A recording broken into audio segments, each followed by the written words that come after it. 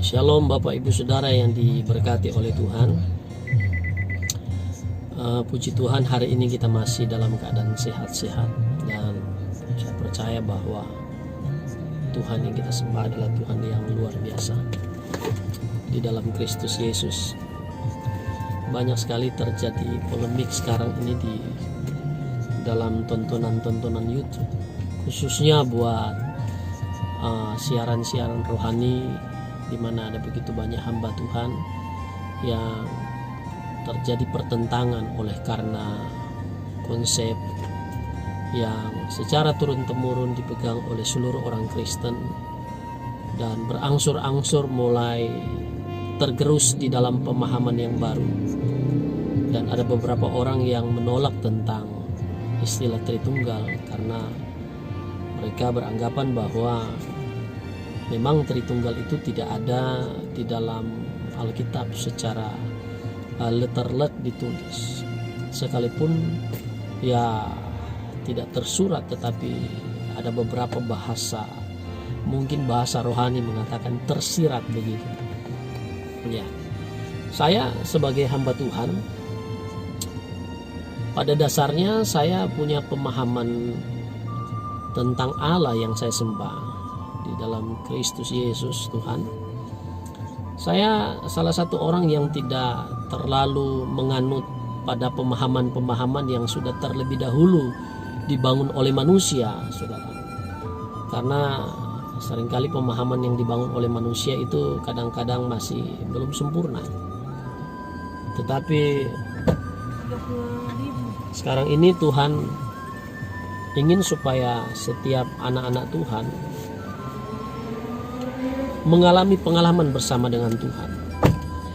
Ya, Allah memperkenalkan dirinya kepada bangsa Israel dengan berbagai macam pernyataan. Nah, waktu zaman Yesus, banyak orang percaya kepada Yesus, ada dengan Yesus, bersama-sama dengan Dia, sehingga Bapak Ibu Saudara, mereka tidak perlu lagi banyak pengetahuan-pengetahuan yang dibangun oleh para teolog atau para orang-orang pakar di dalam hal kerohanian. Mereka mengalami sendiri bersama dengan Tuhan, Bapak Ibu Saudara. Ya. Nah, bagaimana dengan Kristen yang belakangan ini?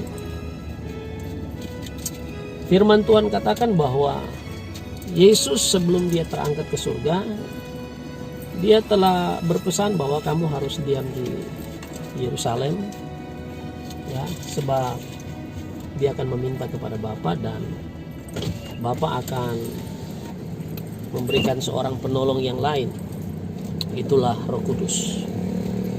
Saudara, ya, makasih ya. Untuk kita bisa memahami Tuhan dengan benar, yang pertama, saudara, bukan kita belajar teologi ya. Sebab ada begitu banyak teologi yang saling bertentangan saat ini satu sama lain. Tetapi hal yang pertama yang harus kita pahami bahwa Roh Kudus itu adalah Roh penolong bagi kita. Jemaat Tuhan yang dibingungkan dengan pengajaran-pengajaran tentang hal-hal esensi dasar iman kekristenan, yang masih belum paham karena ada begitu banyak pertentangan antara Allah Tritunggal dan yang bukan Tritunggal dan sebagainya, akhirnya bukan membuat jemaat semakin bersatu, tetapi jemaat semakin bingung. Karena yang berbicara ini adalah orang-orang sekolah, orang-orang yang betul-betul berpengalaman dalam pendidikan mereka. Ya. Jadi mungkin di sini saya cuma mau katakan begini, bahwa saudara, Roh Kudus satu-satunya penolong bagi kita. Ya, minta kepada Allah kita, minta kepada Yesus Kristus supaya melalui Roh Kudusnya semua pewahyuan itu dibukakan. Bukan kita hanya menerima warisan-warisan yang diajarkan oleh pendeta-pendeta yang ada di gereja kita masing-masing, tapi kita minta sama Roh Kudus. Makanya ya, firman Tuhan katakan kalau kita hidup oleh Roh, maka Artinya kalau kita dipimpin oleh Roh, maka kita akan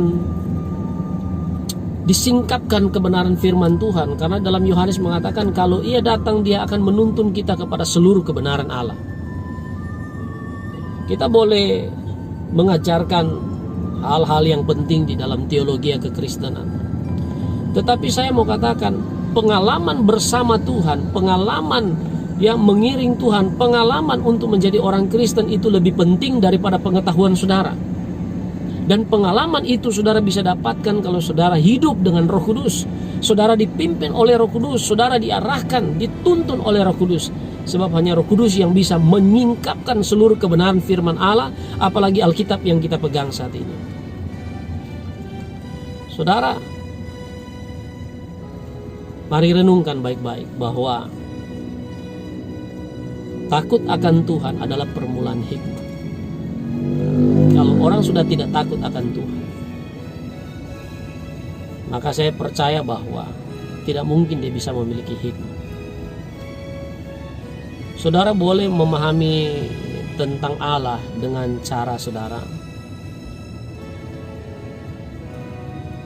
Saudara boleh menerima Allah Tritunggal, itu hal baik. Tetapi Allah memberikan pewahyuan-pewahyuan khusus buat saudara. Makanya bangsa Israel menamakan Allah mereka, mengistilahkan Allah mereka sesuai dengan apa yang mereka alami di dalam kehidupan mereka. Ya, bangsa Israel menamakan Allah mereka adalah Allah El Shaddai. El Shaddai. Jehovah Nisi. Apalagi dengan nama-nama yang ada di dalam Alkitab, El Gibor dan sebagainya. Jadi yang saya maksud di sini, mari hidup sebagai orang Kristen bukan hanya menerima dan menerima pengajaran yang diajarkan oleh manusia, sekalipun itu adalah menyatakan diri sebagai hamba Tuhan, tetapi adalah lebih baik kalau saudara betul-betul hidup dengan Roh Kudus. Saudara hidup di dalam pimpinan Roh Kudus, itu yang paling penting, supaya saudara tidak diombang-ambingkan dengan angin pengajaran. Karena kenapa? Karena di hari-hari ini angin pengajaran begitu dahsyat, kuat, sedang berhembus, bukan sekedar berhembus, tetapi bertiup di rumahnya orang-orang Kristen, di dalam organisasi orang-orang Kristen, untuk mengacaukan iman saudara. Berjalanlah bersama dengan Roh Kudus, dipimpinlah Roh Kudus, maka saudara tidak akan dibingungkan. Saudara mau percaya Allah Tritunggal, itu Alkitabiah. Saudara mau percaya Yesus saja, itu Alkitabiah. Tuhan tidak komplain kok. Tuhan tidak bilang, saya tidak terima ya kamu tidak percaya Allah Tritunggal, saya tidak terima ya kamu percaya hanya Yesus saja, harus percaya Bapa. Tidak. Tetapi Yesus yang terpenting, Yesus melihat hati kita, bagaimana kita menyambut Tuhan. Itu yang terpenting. Bagaimana kita hidup dalam kebenaran, itu lebih penting daripada pemahaman teologi kita. Hidup melakukan kehendak Bapa, melakukan kebenaran firman Tuhan, itu lebih penting daripada kita banyak pengetahuan tetapi kita tidak hidup sesuai dengan kehendak Allah. Yang ada gontok-gontokan, yang ada saling menyerang, yang ada saling memurtadkan, yang ada saling menyesatkan. Ini sesat, ini tidak, ini yang sesat, ini tidak. Seolah-olah Anda sendiri Tuhan, dan Anda harus memutuskan mana yang benar dan mana yang tidak. Nanti Tuhanlah yang memutuskan mana yang benar, mana yang tidak. Ini sikap saya sebagai seorang hamba Tuhan. Karena seorang hamba Tuhan harus punya sikap, dan sikap yang dia munculkan itu adalah prinsip dasar karena pergaulan dia dengan Allahnya. Prinsip dasar yang dia pegang karena pergaulan dia dengan Tuhan. Bagi saya, jangan pernah menyangkal Yesus sebagai Tuhan dan Juru Selamat kita. Gitu. Tuhan memberkati hari saudara hari ini. Ya, selamat beribadah. Saudara